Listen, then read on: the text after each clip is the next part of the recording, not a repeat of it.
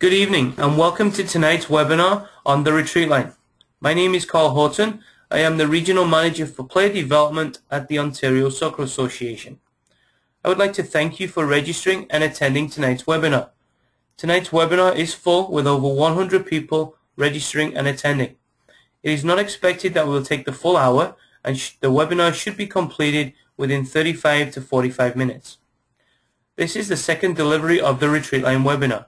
Once again, tonight's webinar is being recorded. Over the next week, the best recording will be selected and posted onto the OSA website where members can view at their own leisure. I'd also recommend that you pass this information on to other members within your associations and organizations who may also benefit from the information received in the webinar. With me tonight, I'm being assisted by Bobby Lennox. Bobby is the Player Development Manager at the Ontario Soccer Association. Bobby is here tonight to answer any questions that you may have. If you do have a question, please feel free to use the question function on the right-hand side of your screen. With over 100 people attending, we may not get the opportunity to answer all questions during the presentation.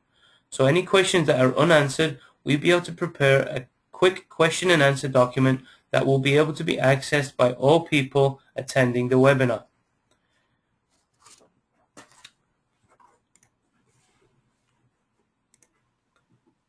Before we get started on tonight's retreat line webinar, I would like to make the following acknowledgements to departments, associations and people who have helped create and implement the retreat line in Ontario over the past year. The OSA Referee Department, the OSA Technical Department, District Technical Staff and Representatives, the SFA, the FA and the Australian FA. All of the above have been instrumental in helping create documents, educate and help with the implementation of the retreat line within Ontario in 2014. So if we're to look at tonight's contents, we're going to look at the target audience of who the retreat line webinar is directed at. We're going to have a look at why we have the retreat line. We're going to have a look at the age groups which have the retreat line in Ontario. We're going to have a look at the four-corner approach. We're going to look at the procedure and the location of the retreat line. We're also going to take a look at the research that we currently have and research that we will be looking to complete during 2015. We've got some activities and resources that will help coaches develop their players on understanding the retreat line, and we'll finish with a summary of tonight's webinar. So the aim of the retreat line in this presentation is to introduce and get everybody on the same page. So we're looking at directing this towards coaches, players, parents, game officials and game leaders. By creating these webinars, we are looking to get everybody working from the same script. Everybody should be on the same page so that we can create the perfect playing environment for our youth soccer players. We want to create a consistent message across the province where all players will get to enjoy their experience, as well as parents, coaches, referees and game leaders enjoying their experience as they're out there on the field. So why do we have the retreat line? So the retreat line is a teaching tool that will help the players develop. This teaching tool is there to allow for players to succeed as they receive possession of the ball and as they play out from the back. The game is evolving and we must evolve with the game. We're looking to create a possession style game with our youth soccer players. So being able to play from the goalkeeper and have a controlled build-up is vital to our youth development. We're going to look at players making the right decisions as they receive the ball. As they receive the ball, do they have time? Do they have a man on? So by implementing the retreat line, we can allow players to make the best decisions. We're also looking at, can the players play through the thirds of the field by keeping possession of the ball, so by playing from a goalkeeper to a fullback into the midfield towards the strikers, rather than getting the ball at the goalkeeper and just punting the ball down the field where potentially we lose possession. So we're looking to have the players play with and without pressure.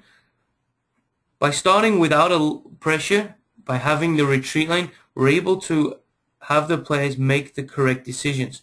This will then enable them to speed their game up and make better decisions as pressure is increased.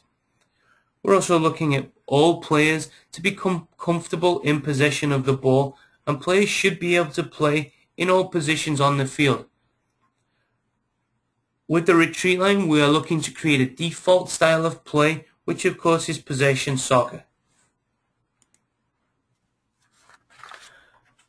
So if we take a look at what age groups within Ontario have the retreat line implemented.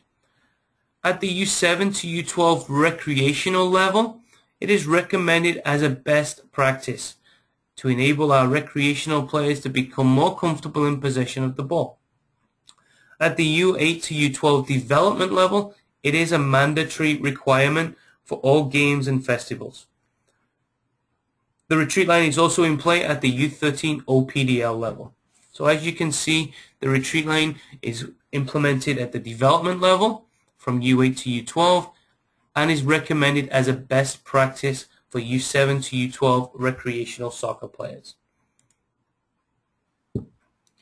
So if we take a look at the four-corner approach, within the four corners, we're trying to link everything together so that the players can develop and are placed in the best environment.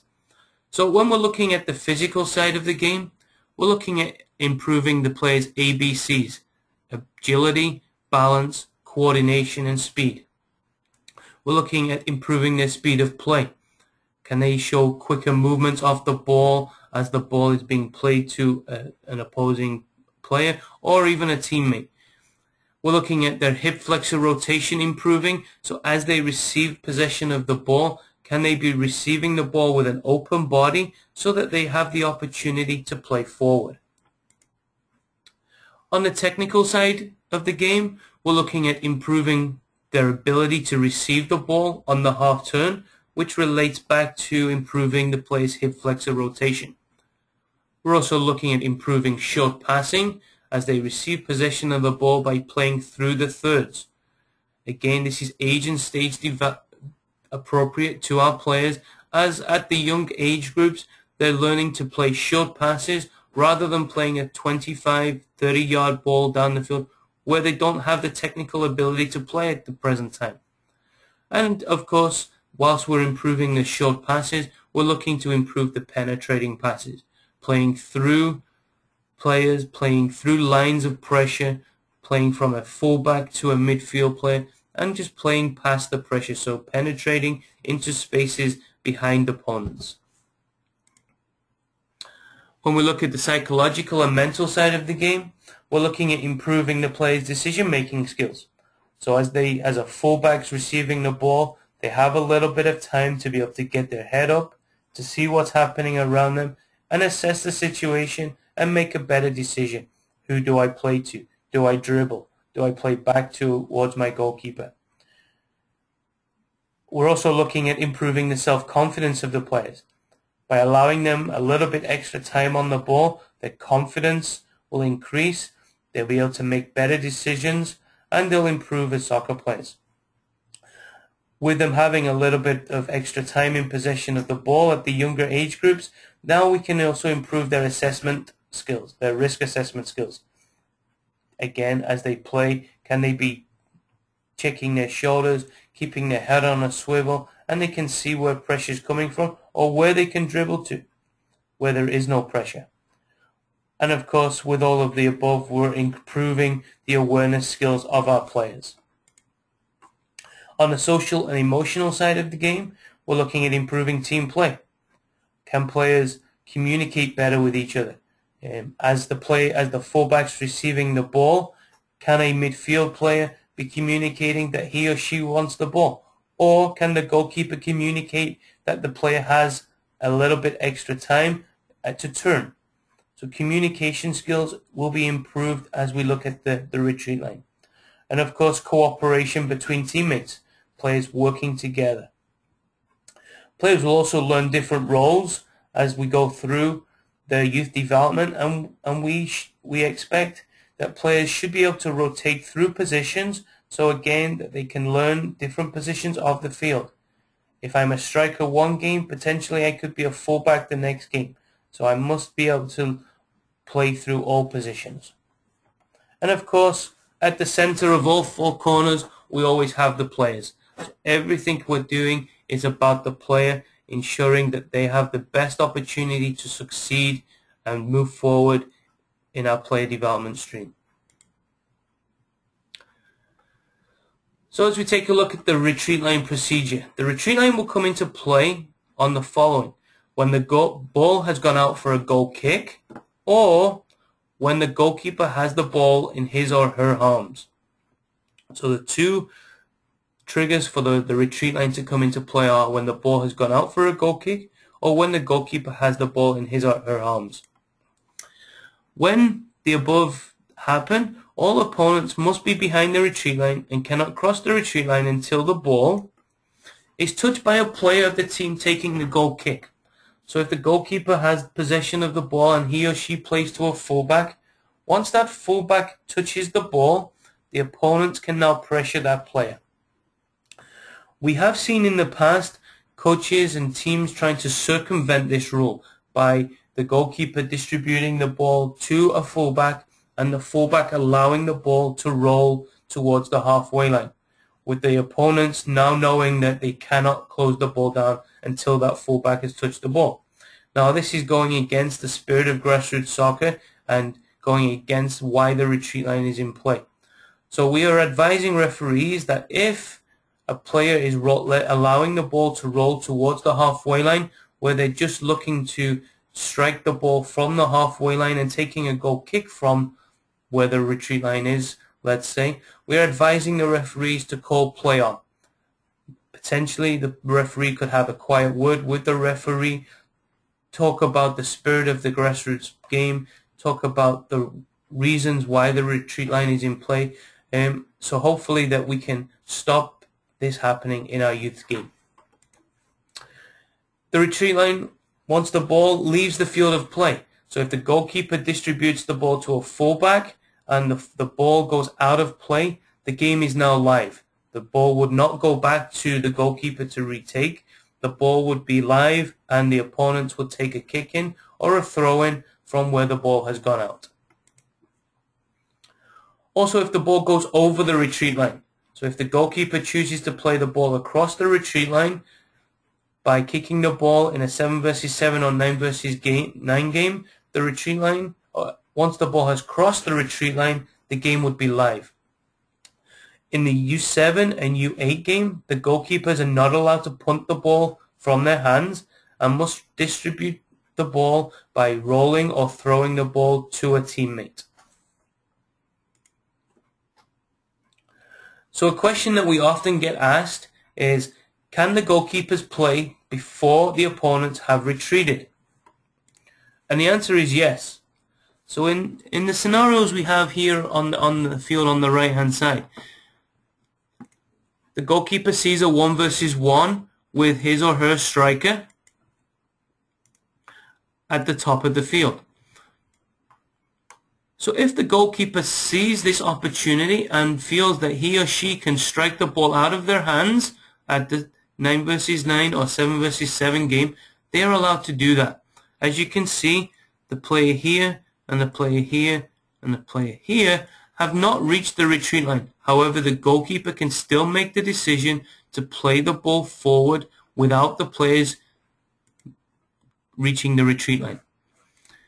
If the goalkeeper wants to play on the counter attack, so the goalkeeper sees this player making a break into this space, the goalkeeper can distribute the ball into this space prior to the opponents reaching the retreat line. And of course, once the ball has crossed the retreat line or the player has touched the ball, the game is live.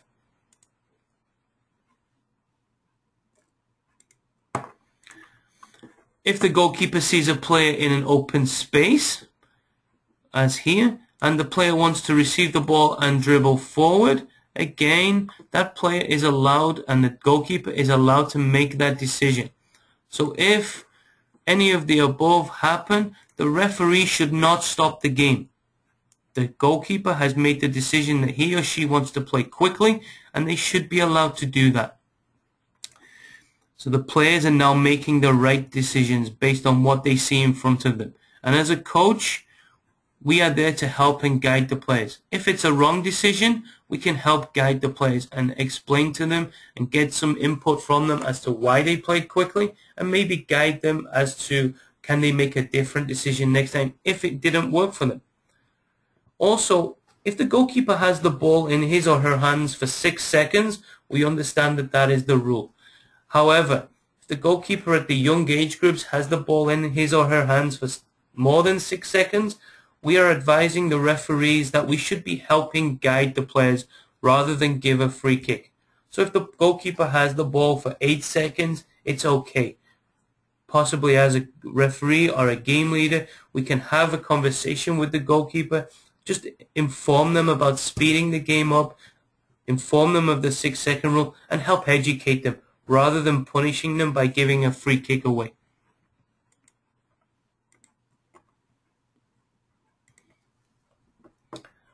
So as we take a look at the location of the retreat line, over the past year we've worked with district technical directors, club head coaches, and gathered their feedback, as well as going out and watching games across the province. From a meeting that we had with all district technical directors, we have now cemented down the location of the retreat line for all 5 versus 5 to 9 versus 9 games. So at the 5 versus 5 level, so U7, U8, the retreat line will be located at the halfway line. As you can see here, the retreat line is identified with a flag. The retreat line can also be identified with double cones.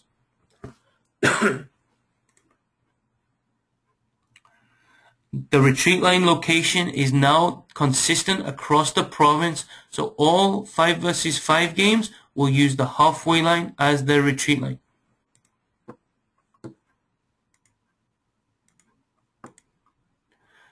Here, as you can see, we have our 7 versus 7 game, and here the retreat line is located at the 1/3 line on the field. Again, here the retreat line is located with flags, and we can also use double cones to mark the location of the retreat line. What we don't want to see, though, is the retreat line being used by having cones marked across the field in this direction. As the cones are on the field, they become a hazard for the players, getting in the way of players. So on the outsides of the field, the retreat line can either be marked with a double cone or a flag as shown in the pictures.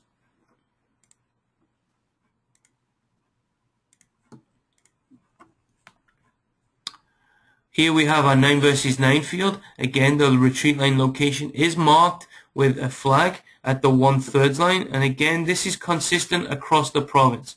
So now when players are traveling from one district to another district, they're receiving the same information. They're not going from one game to another where the retreat line is in a different location. The retreat line is now consistent across the province.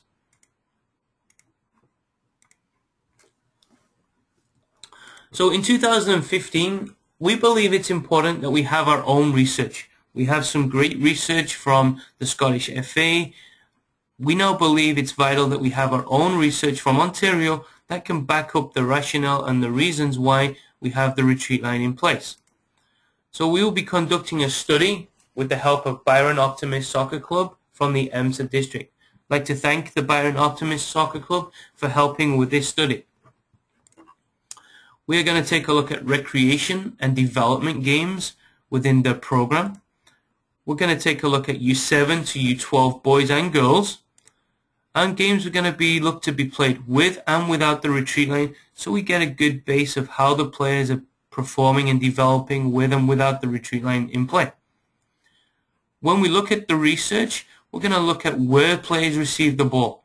So from the goalkeeper is a fullback receiving the ball, or is a midfield player receiving the ball? So is the first pass a short pass or a long pass? From that, we'll also find out the passing sequences that the team in possession are able to create. So a passing sequence would be 3 passes or more, and how many passes can they create when keeping possession? From those passing sequences, we'll have an outcome. Did the team score? Did the team get a shot on goal? What did they do with that possession at that time? We'll also create some video from the games that we're researching so that we have video to back up what we have available in writing. This research will be available to our members in 2015, the fall of 2015.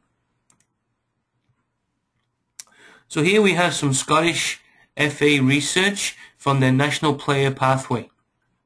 Here we have on the left-hand side, U9s using the retreat line. So we're looking at their passing sequences and their ability to keep possession of the ball. As you can see, when they was in possession of the ball, they was able to create possession and create a passing sequence 32% of the time that they had possession of the soccer ball.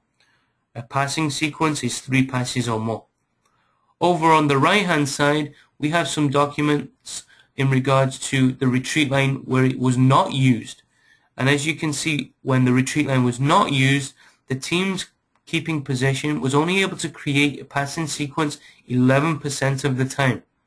So that's 21% difference of passing sequences when the retreat line is in play versus not being in play.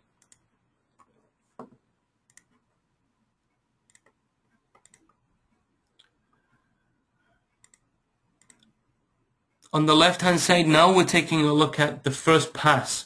So was the first pass a long pass or was the first pass a short pass?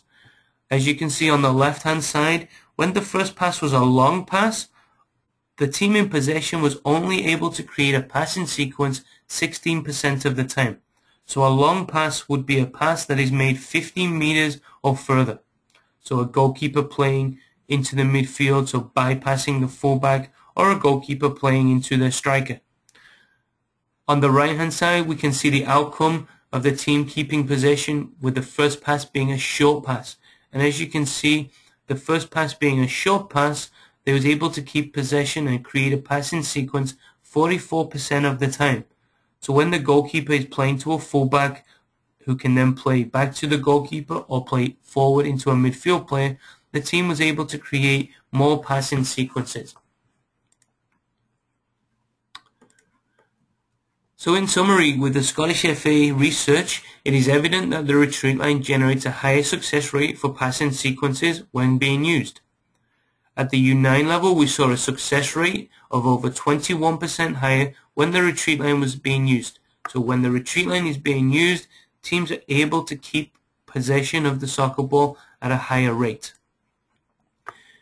We also have information from U11 games, which also showed us that when the retreat line was in play, the teams were able to keep possession more, and they had a 13% higher success rate than when it was not in use.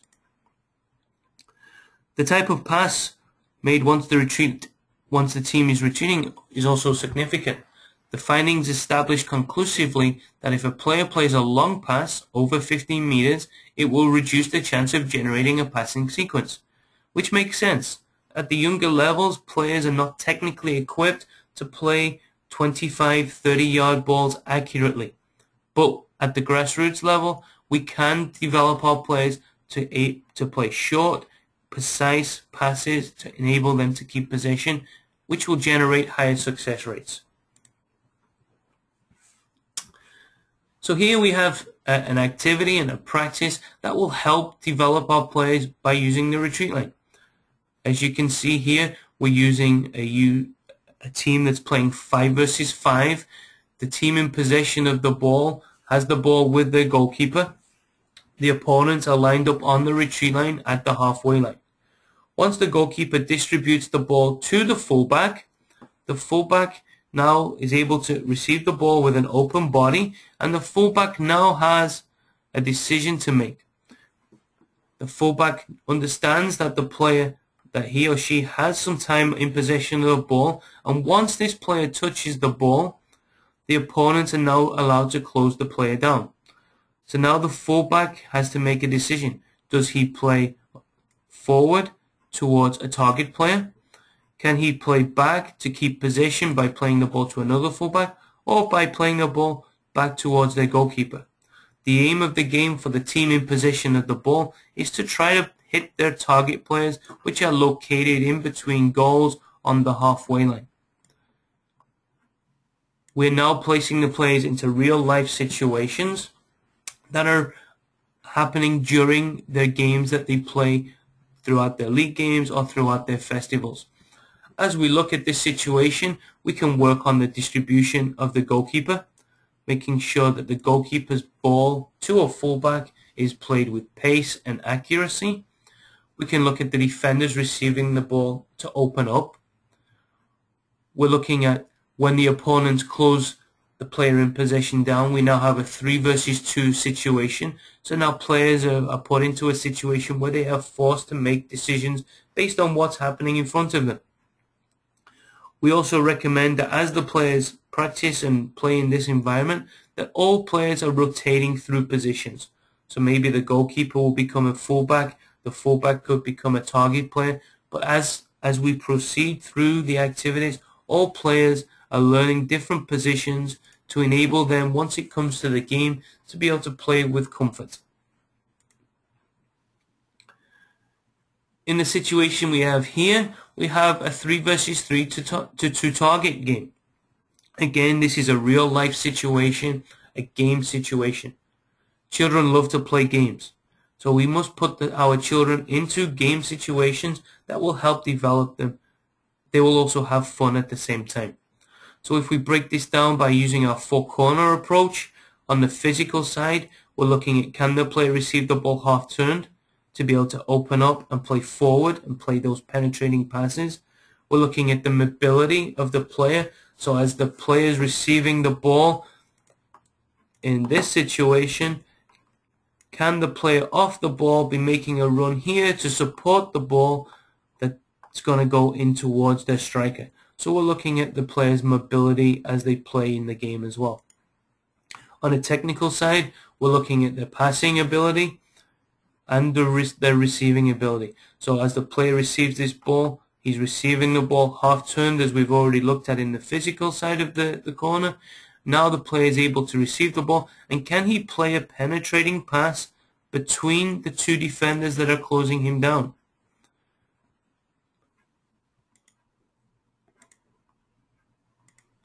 On the psychological side and the mental side of the game, we're looking at the players making the correct decisions. So as a coach, we're out there to facilitate and guide the players. Players are making a decision based on everything that they see within the game. Every time the ball moves, the game changes. So it's important that we allow our players to make the decisions themselves. On the social emotional side of the game, we're looking at the communication, we're looking at teamwork, and we're looking at, can the players problem solve? So can the players figure out the problems that they are faced with without us as coaches having to tell them? So we're just going to look to guide them and facilitate them into making the correct decisions. Here we have a 5 versus 5 with a retreat line in play. Regular game of soccer, and it's a game-based learning approach. When we are in practice situations, we must put our players into game situations that replicate what they will do on the field during their league games or their festivals. So by having the retreat line in play during our practice session, we get the players to understand and become educated on what should be happening when the retreat line is in play when they have possession of the ball. So we're looking at real situations. As a coach, I'm standing on the sideline and we're here to facilitate. We're here to guide. We're not going to keep stopping the game. We're going to allow for free play. We're going to allow the players to play and allow the players to make the decisions that they see. Once they make the decisions, we can help guide them by giving them a little bit of information and asking questions. Whilst the children are playing, they're also having fun. Children love to play the game of soccer, so let's allow them to be placed into the environment that they want so that they can succeed at this great game. So now we have some video. These videos were taken from a U8 festival in the Hamilton district. And we have two teams playing here. We have Brantford City and Mount Hamilton. I'd like to thank both clubs for allowing these videos to be taken, and the link is also available on YouTube.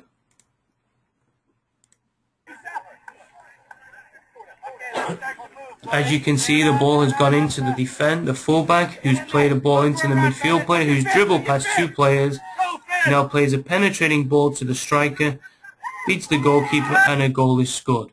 So as you can see, U8 teams using the retreat line as they play this game. Here we have another video from the same festival. This time the video goes on for about a minute, with the ball going from one goalkeeper to another. As you watch the video, take a look at how the opponents automatically drop back to the retreat line, and the team in possession of the ball looks to create good shape for the goalkeeper now to distribute the ball to their players.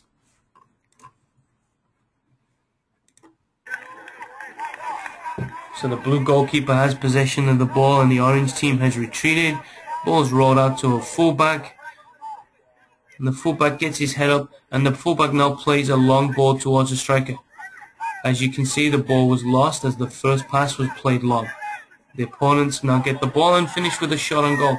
Again, the goalkeeper has possession of the ball and will look to distribute the ball to a fullback, who receives the ball and plays forward.